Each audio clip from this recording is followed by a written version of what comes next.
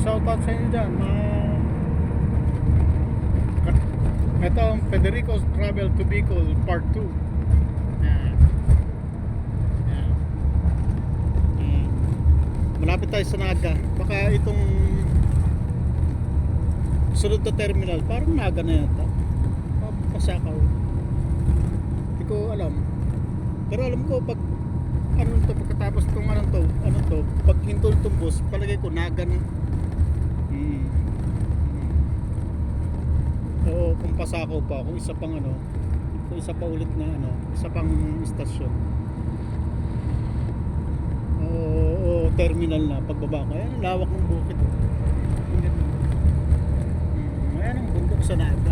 Yan ang mga pupunta-punta ko. Magka-travel ako dyan. Di ba, Rowan name? Si Mission. Ito yung travel ni Federico sa Naga. Pangalawang video ko na to. Yung isa yung nasa Libmanan. Ito, pasakaw na yata ito. Baka mamaya ano na. Kita nyo, bundok. Camarines Sur. Ito ang Camarines Sur. Yung kila Bal Santos Matubang, Camarines Norte. Ako kasi Camarines Sur. Ito lugar namin sa Camarines Sur. Taga rito ang mga partido ng lolo ko. Taga Camarines Sur. Kaya dito ako pumunta. Malapit na ito sa Daet. Mga 2 oras at kalahating biyahe. O mga 3 oras yata. Ayan, ganun. Kaya pagka kailangan ko, ayun, may mga kabayo, ayan, kalabaw, ay, kabayo, hindi kambing yan, ang kabayo yun, may kabayong maliit. Ayan. Parang si ano lang, si Kapisot lang, parang mukhang kabayong maliit ang pagbumuka. Ayan, kita mo, bundok ko dinadaanan ko. Ay, kita nyo ba yung bundok? Nakita yung bundok. Session na kayo, malikot ang camera. Nasa likod kasi ako ng bus. Nasa hulihan ako ng bus. Yan. Kita nyo? Ano, Rowan name. Mission. Akala nyo kailang marunong mag-travel video? Marunong na rin tayo niyan. Mamaya, pagdating ko sa bahay, may pang-upload ako. Upload lang tayo. Mga travel video lang. Yan. Session na kayo ha. Medyo malikot. Pero okay na rin, pagtsagaan nyo na. Kasi ano lang naman to. Para makita mo ng mag-ina ko, ng misis ko, tsaka ng anak ko, yung ginagawa kong travel. Kasi itong gagawin natin sa Bicol. Kaya nagpunta ako ng Bicol para mag-practice mag-video. Hindi yung nandun lang ako lagi sa bahay, nakaupo, nakasando. Tapos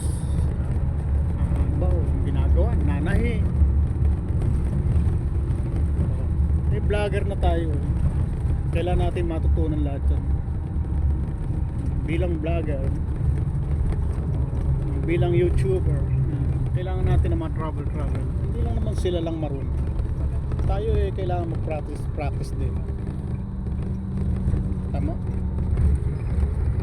Parang akin lang itong bus. Parang arkilado ko bus. Wala kayo makikita ang tao dyan. Ako lang.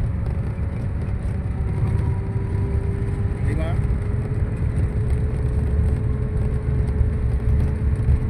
Eto, para sa magtsatsagang manood.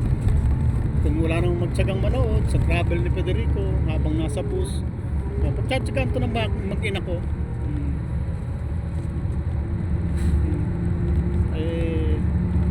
Kaya kung pwede, mga kalinga, huwag na kayong magreklamo kung maliit magulo ang video kasi tumatalbog-talbog itong bus.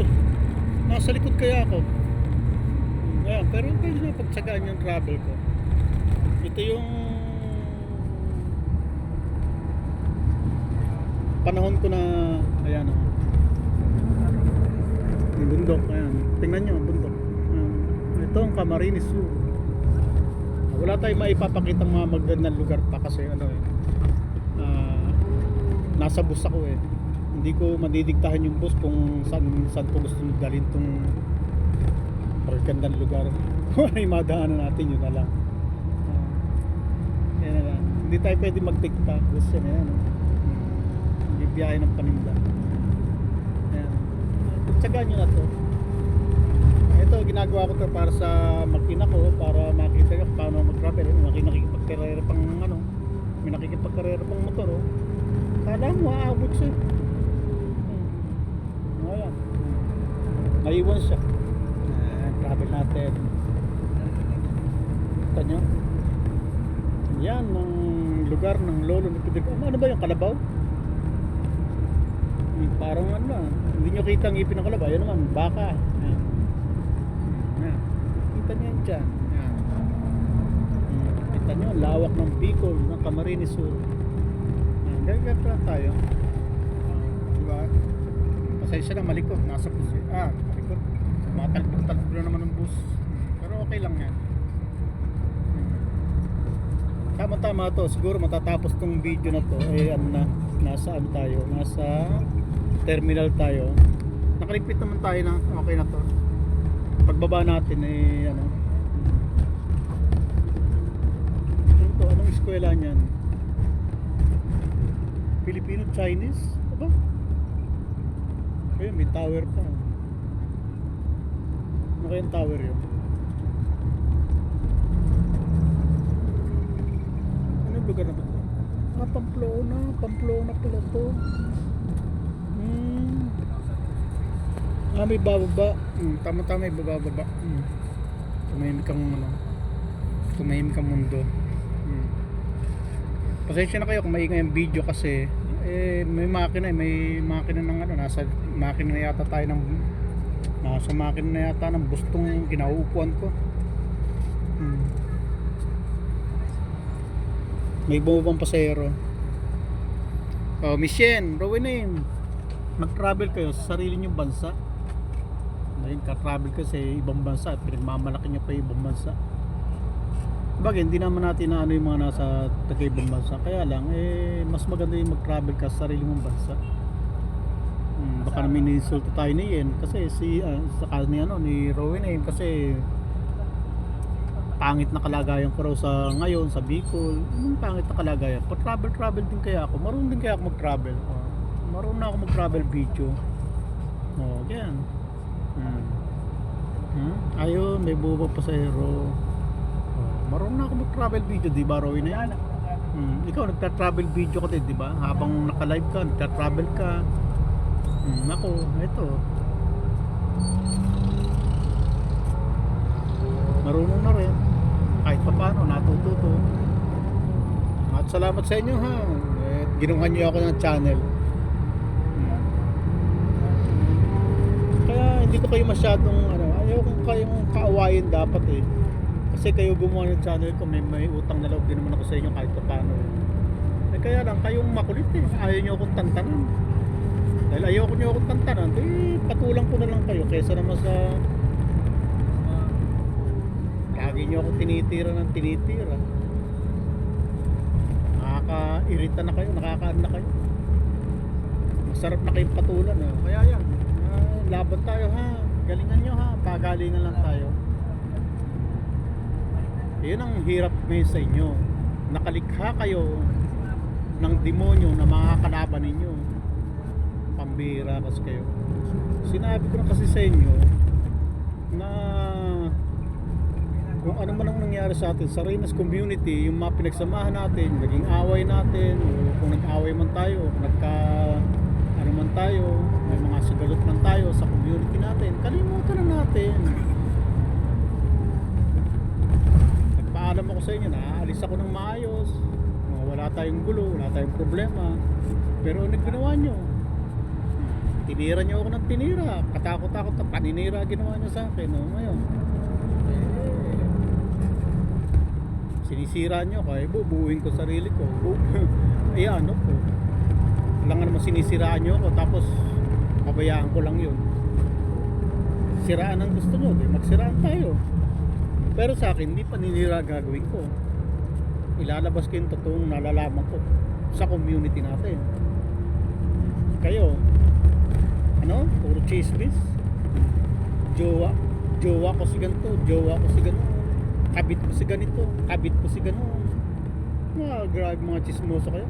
Pati yung walang kinalaman na nasa ibang bansa, dinadamay ninyo. Baka chismis lang kayo. Halatang chismis kayo, kaya hindi kayo sumisikat eh. Kayo gumawa ng channel ko, pero naunahan ko pa kayo sumikat. Pambihira kayo. Ang malasado talaga utak na. At sa patuloy yung paninirang ginagawa sa akin, lalo naman ako sumisikat. Hindi ako nawawala ng Hindi ako nawawala ng ads sa YouTube. Mag-upload lang ako. Ayun, dami kong ads. Kaya yung mga nagmamarathon sa akin dyan. Sige lang. Marathon lang kayo sa mga upload video ko. At magkaroon ng ads, dyan ako kikita. Kahit wala akong palipad, kahit wala akong sponsor, may kita ako sa YouTube. Yan ang pagkaano natin. Diyan lang tayo aasa sa kikitain natin sa YouTube. At may trabaho naman ako. Tatrabaho ako sa Bicol. Habang nag-YouTube, habang nasa YouTube ako, habang may content ako, hindi ako mawala ng content pa nga pala. Dahil content ko ang anti-kalingap, ang Renos community, content ko na kayo. Content ko pa ang kalingap. Naku po, Rowing si Miss Yen. Patay tayo dyan, hindi pala ako mawala ng content. Kahit pa isa-100 lang manood sa akin, 200, at least may manonood, may content ako. May chamba pa. Babawi ako sa ads. Sa ads ako babawi. Kahit wala akong viral, kahit pa paano, yung mga upload video ko, may ads. Kahit pa barya-barya yan, pag naipon yan, buo na rin yan. Pag naka $100 ako buwan-buwan, may 5,000 ako buwan-buwan. May pambayad na ako sa kuryente, tubig, wifi, okay na yun. Wala naman kami problema sa pagkain kasi may trabaho naman ako. Misis ko may tindahan. Di ba? Wala tayong problema dyan. Easy lang kayo. Teka ha, ayusin ko lang yung ano. Gamit ko, mamaya bumaba na ako. Tama? Parang akin lang itong bus ha. Parang arkilado ko lang ang bus ha. Tingnan natin. Tapos makapag-ready na tayo.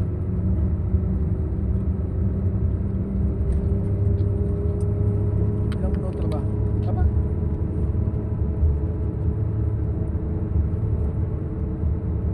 Umabot ng umabot ng 12 minutes. Maliwanag na. Okay na tayo. Bye bye mga kalingap. Bye bye.